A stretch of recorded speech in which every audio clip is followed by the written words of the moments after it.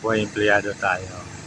Ito, pag-usapan lang natin guys na sabi nga bilang isang empleyado, dapat ready ka tumanggap ng instruction, ready ka tumanggap ng pagkakamali, ready ka solusyonan yung mga pagkakamali, maging learning experience kapag nangyayari po yan. Kasi kung bilang isang empleyado, kapag nagpagalitan tayo, hindi natin natututunan yung mga pagkakamali yan, talagang paulit-ulit lang. Dapat mabilis tayo mag-adjust, mabilis tayo gumawa ng paraan, solusyon, problema na dapat natin harapin, hindi po tinutulugan o kaya mamaya-mayain lang.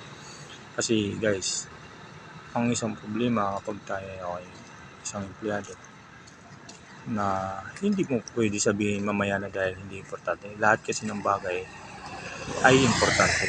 Kapag meron kang boss na nagmo-monitor sa'yo, nagli-lead sa'yo, na dapat yung task na binigay sa'yo ay meron update, may report na nakakarating sa nila on time, hindi yung panis na.